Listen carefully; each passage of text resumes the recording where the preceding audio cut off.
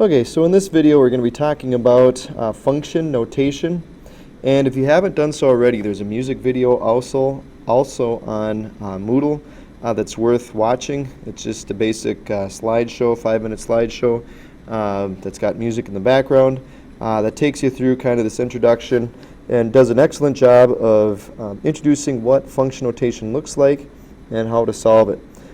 So having watched that, it'll make these notes all that more easier.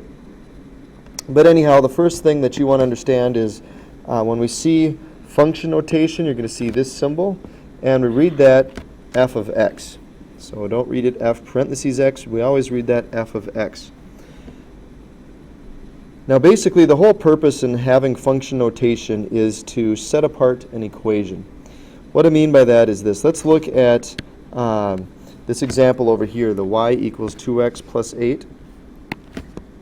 With that one, if this is a function, here's why. If we put, in the last lesson, we learned about, in order to be a function for every value of x that you input into the equation, if we get only one answer as our output, then that means it's a function. So no matter what I put in here for x, I'm only going to get one value for y.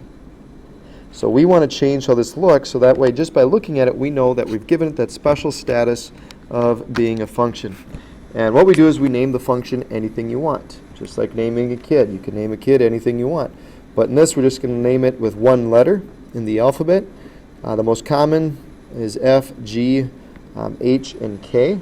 So let's say if we call this function f. When we do that, since our input variable is x, I'm going to call this f of x equals 2x plus 8. So what we've done is we've replaced the y with the symbol f of x. Now remember, if you watch that video, what's in parentheses here, we call that the input. And we call this the answer our output. Now in your textbook, they're going to refer to that input the argument, and they're going to call the result, what that video showed as the output, they're going to call that the value. So just a little difference on linguistics there, but they mean the same thing. So let's look at this example. So you might recognize both of these examples from science. This is how we convert from Celsius to Fahrenheit. Thus, they have called this function, instead of calling it f function f or g or h or even k, they've called it function t for temperature. Now remember, our input value is c, so anytime I see a c here in the expression, that tells me what I'm going to do with this function. It tells me I'm going to take 1.8 times whatever my input value is plus 32. Well, this is our input value. It's 20. So I want to figure out what t of 20 is.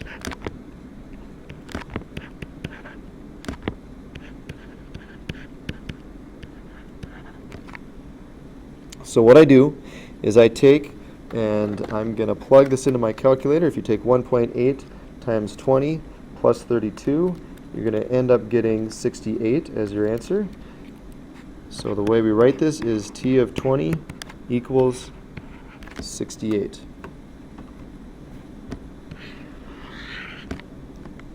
So the way we could look at this is when I input 20 into function t, I get out as my answer 68. And again, this is dealing with converting temperature from Celsius to Fahrenheit. So another way to look at this is this function converts 20 degrees Celsius to 68 degrees Fahrenheit. Why don't you guys try this next example here on your own? So go ahead, take a minute to pause the video, try it out, and then hit play when you're ready to go. Okay, so we should have done this. We're trying to, our input value in this case is 86. And that's going to be equal to f of 9. Our function tells you to take 5 divided by 9 times our input value, which is 86, minus 32. When you type that in on your calculator, you get 30 as your answer. One thing that I do want to talk about here, sometimes people get confused and say, well, wait a minute, function f can be more than one equation. Here we have f of x equals 2x plus 8. In the video you watched, f of x was equal to something different. And so people get confused and they say, well, wait a minute, how can f of x be equal to two different things? Remember, we're naming a function, just like naming a kid. You could name your kid Steve. Someone else could name their kid Steve. That's okay. It's just the name that's been given to them. Same thing here. We have a function. We're giving it a name. You can call it anything you want. We can call a different function this by the same letter. It doesn't matter. So don't get too hung up on that. Okay. Let's look at, now everything we just talked about was dealing with function notation. Now I don't want to confuse you with mapping notation, but it just looks a little bit different. It's kind of like multiplying. We know that we could represent multiplying 2 times 3 and get 6. We could write it like this. We could write it with, a solid dot and say 2 times 3 equals 6 as well. Or we could even use parentheses. All three of these all equal 6. So there are different ways to come up with the same answer. That's all that mapping notation is going to do. It's going to show you a different way to write this, but again, it's dealing with the same thing. It's the same process. It's nothing different, just the way that it looks. So when you see this colon, or basically instead of using parentheses around our input value, we separate the name of our function and the input value with a colon. And then instead of using an equal sign, we use an arrow pointing to the right.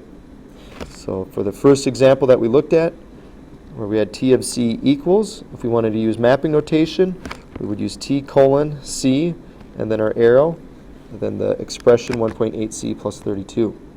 Now the way that we read this is anytime we see a colon, we read that as maps. Anytime we see this arrow, we read that as onto. So we would look at this as being t maps c onto the expression 1.8c plus 32. Again, it's all just a matter of linguistics, just a different way to say the same thing that we were doing earlier. When we get our answer for that problem, instead of saying t of 20 equals 68, we would say t colon 20 arrow 68, which reads t maps 20 onto 68. Let's look at two more examples here. Okay, with this one, there's actually two separate problems here. We're going to start out with evaluating f of 3.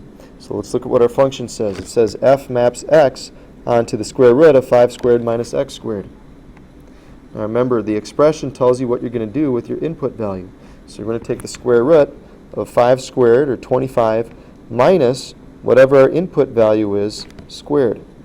So for this first part, when it says evaluate f of 3, I'm going to actually put this into function notation. I'm going to take the square root of 5 squared, which I know is 25, minus my input value squared. Again, my input is 3. So it's going to be minus 25, or 25 minus 3 squared, or 25 minus 9. And we know that gives me 16. And so that tells me that f of 3, when I put 3 inside of function f, I get the square root of 16, which is 4, as my answer. Now let's look at the second part. You might think that looks a little intimidating, and it does at first glance, but it's really not that difficult. Because we already know what f of 3 is. We just found f of 3 is equal to 4. So we already know that piece. So to solve this, what I need to look at is what's f of r. Well, remember, whatever's in parentheses is your input. It doesn't change if it's a number, if it's a variable, if it's a fraction. It doesn't matter. What's in parentheses is your input. We're going to input that into our expression. Where do we input it at? Right here, where our x is. So basically, what ends up happening with that first part, with f of r, is when I input the r in my function, I get 25, because that's what the 5 squared came out to be, 25 minus my input value squared. So that beginning part is done. Now I just have to subtract from that f of 3, which we just said is going to be 4. I can't simplify that anymore.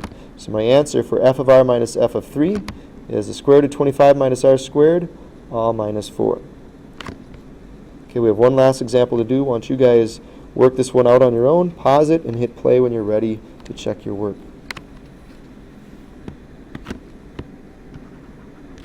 Okay, again, we have two different parts here. The first part is to take f of 10. In other words, our input value is 10. I'm going to input that into my expression right here.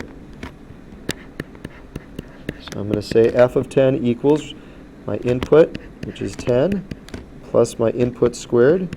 So it'll be 10 squared divided by 20. Well, I know 10 squared is 100. And 100 divided by 20 is 5. So f of 10 equals 15.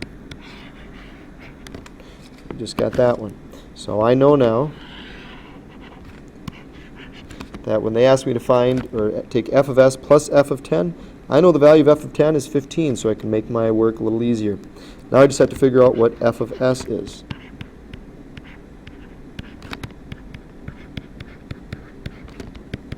So to find that, I put s inside of the function f. Again, my input is x, so I'm going to put s into there for x. So it'll be s plus s squared divided by 20. That's this first part. Now we're going to add to it the second part, which is f of 10, or 15. There's nothing more you need to simplify, since this is an s and this is an s. And we're done. So hopefully you have a better understanding of function notation, and again, if you haven't already done so, you'll want to watch that music video.